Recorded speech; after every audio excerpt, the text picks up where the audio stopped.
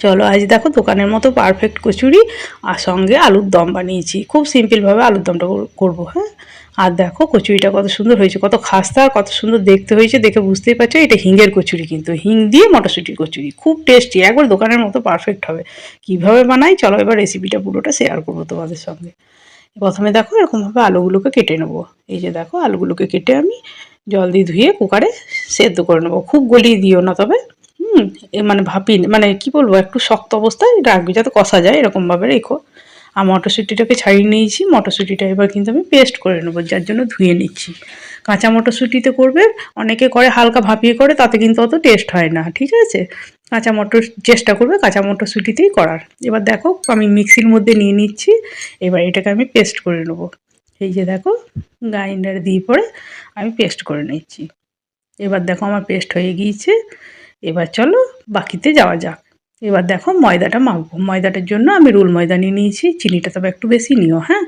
আর নুনটা একটু দিও পরিমাণ আন্দাজ মতো। আর তেলটা কিন্তু খুব বেশি পরিমাণ যে লাগবে তেমন না, ভাবলে হয়তো খুব খাস্তা তো অনেকটা কি তেল লাগবে, না সবের একটা আন্দাজ থাকে তো।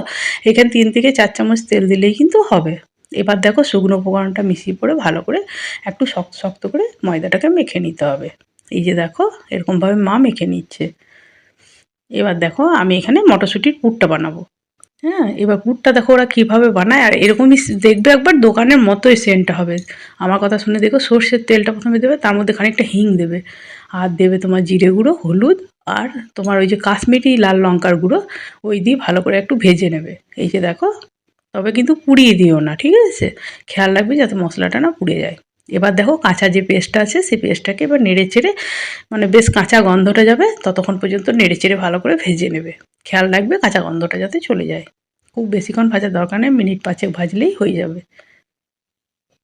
এই যে দেখো এরকম করে নেড়ে চেড়ে ভালো করে ভেজে নেবে। এই যে দেখো একটু টান অবস্থা হয়ে আসছে, তখন নামিয়ে নেবে। প্রয়োজন নেই যে খুব আঠালো আঠালো হতে হবে তা নয়, কিন্তু মোটামুটি এরকমভাবে পেস্ট করে নেবে। তবে কিন্তু বাটার সময় কিন্তু জল টল দিও না, ওই 1-1.5 চামচ মতো জল দিলেই হবে, ঠিক আছে। বেশি জল দিলে কিন্তু পাতলা হয়ে যাবে পেস্টটা। পেস্টটা কিন্তু খুব পাতলা করা চলবে না। আমার পেস্টটা দেখে নিয়েছো নিশ্চয়ই, সেরকমভাবে কিন্তু পেস্টটা করে নিও। এবার দেখো আমার পুরটা কিন্তু রেডি হয়ে গিয়েছে। এই যে দেখো, এবার দেখো কি মানে ওরা ব্যবহার করে। এখানের মধ্যে কিন্তু ওরা ছাতু দেয়, ঠিক আছে। ছাতু দিলে টেস্টটাও ভালো হবে আর বাইন্ডিংটা খুব ভালো হবে। খেয়াল রাখবে ওরা সবসময় ছাতু ইউজ করে, বিয়েবাড়িতেই করুক আর মানে কি বলে জানো, তোমার দোকানেই করুক, ওরা ছাতুটাকে মানে দেয়।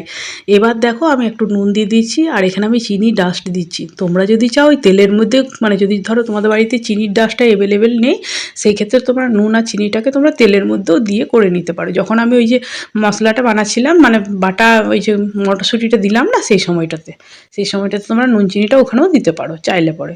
আমি দিইনি, আমি কিন্তু এইখানে দিয়ে মেখে নিলাম। এবার দেখো আটাটাও মাখা হয়ে গিয়েছে। এবার চলো আলুর দমটা চাপাবো। আলুর দমটাও খুব সিম্পলভাবে করবো, আর টেস্ট যা সুন্দর হয় একবার দেখো বাড়িতে ট্রাই করে এরকমভাবে করো। তাহলে দেখবে যে কেউ বলবে বাজারের থেকে মানে এত সুন্দর টেস্ট হয় না, ভাববে যে কীভাবে ওরা কী এমন মেশায়, কিন্তু এরকমভাবেই করে। এবার দেখো 2টো টমেটো আমি এখানে পেস্ট করে নিয়েছি, আর একটু সামান্য মতো আদা দিচ্ছি। আদাটা খুব বেশি কিন্তু এখানে দেবো না। এই যে দেখো খুব অল্প পরিমাণ আদা। কড়াইয়ের মধ্যে তেলে শুকনো লঙ্কা দিয়েছি, আর তোমার আদাটা দিয়ে একটু ভাজা ভাজা হওয়ার পর কাঁচা লঙ্কা দিয়েছি, তারপর টমেটো দিয়ে দিলাম। এবার টমেটোটা দিয়ে একটু ভাজা ভাজা মতো করবো, তারপর দেবো বাকি মশলাগুলো। এবার দেখো হলুদ দিয়ে দিলাম সামান্য, এবার দিলাম জিরে গুঁড়ো, এবার দিচ্ছি নুন, এবার দিলাম ধনে গুঁড়ো, আর এটা দিচ্ছি কাশ্মীরি লাল লঙ্কার গুঁড়ো।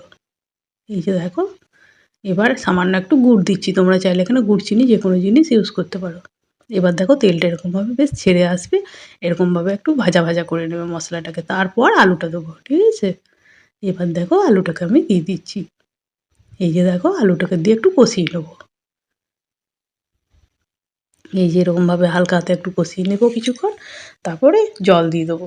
তোমরা চাইলে এখানে গরম জলও ইউজ করতে পারো, কারণ আমি ম্যাক্সিমাম রান্নাতে হালকা কুসুম কুসুম গরম জল ইউজ করি, তো আজকে করা হয়নি তাই আমি নর্মাল জলই দেবো।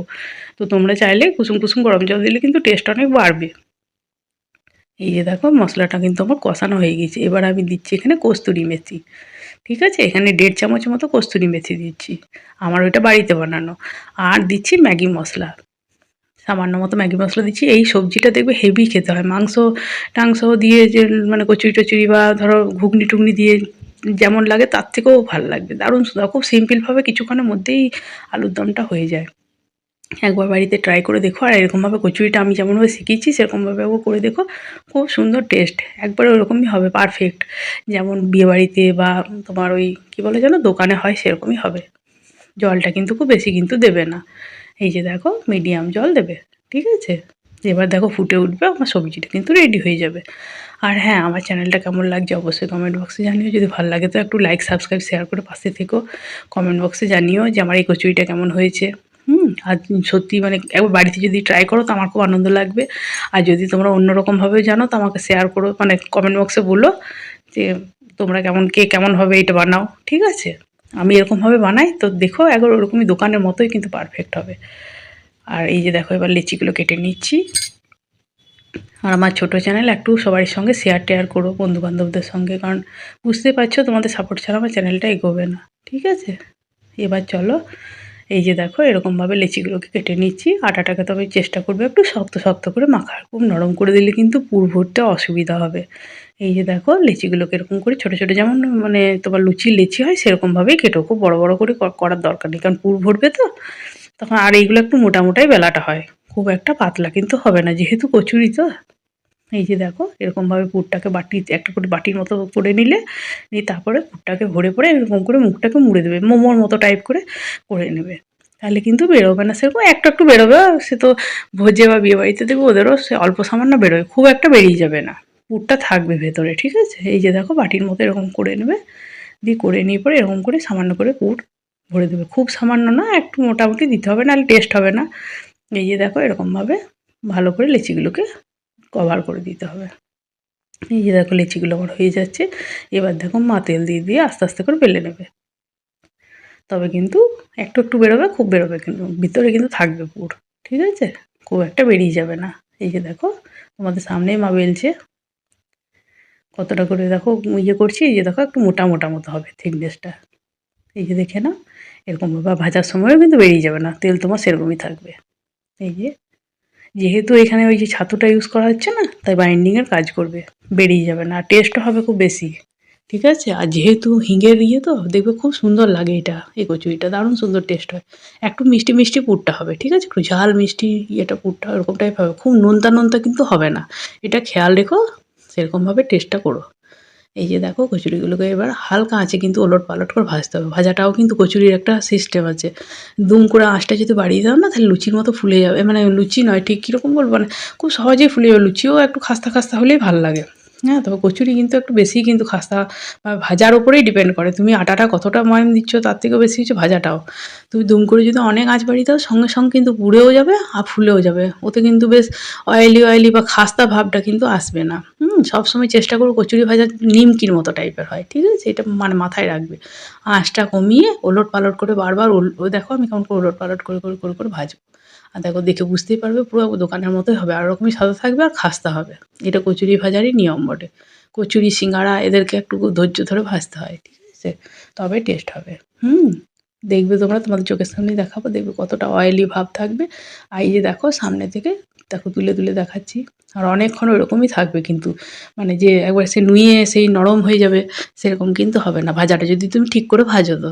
এই যে দেখো কাছ থেকে দেখে বুঝতে পারছো যে কত সুন্দর ভাজাগুলো হচ্ছে, এরকমভাবে পারফেক্ট করে করবে তবে দেখবে সবাই ইয়েও করবে আর আনন্দ খাবারটা তো খুব যত্নের না, তাই না। এই যে দেখো এরকমভাবে ভাজবে, দেখো কত সুন্দর ভাজা হচ্ছে, কেউ ধরতেই পারবে না যে দোকানের না ইয়ের। দেখো কত সুন্দর হয়েছে কচুরিগুলো, তোমরাই বলো কেমন হয়েছে, অবশ্যই কমেন্ট বক্সে জানিও। আর আমার চ্যানেলটা কেমন লাগে, আমার রান্নাগুলো কেমন লাগে, তোমরা তো কেউ কমেন্ট করো না সেরকমভাবে, প্লিজ করো, তবে তো আমার আনন্দ লাগবে না, তাই না। এই যে দেখো এবার আমি প্লেটে সার্ভ করব, তাই সাজিয়ে ভাজি ভেজে ভেজে তুলে নিচ্ছি, গরম গরম কচুরি দারুণ লাগবে এরকম তরকারির সাথে, যা সুন্দর হয় না একবার করে দেখো। আর খুব একটা আলুর দমটা তো নিশ্চয়ই ঝামেলা নেই, দেখলে তো তোমরা খুব ইজিভাবেই কিন্তু হয়ে যায়। এই যে দেখো কত সুন্দর লাগছে, কত পারফেক্ট হয়েছে দেখো, একবারে পুরো দোকানের মতো, তাই না। কেমন লাগছে অবশ্যই কমেন্ট বক্সে জানাবে, ভালো লাগলে চ্যানেলটাকে লাইক সাবস্ক্রাইব শেয়ার করে পাশে থেকো, একটু বেশি বেশি করে প্লিজ শেয়ার করো তোমরা।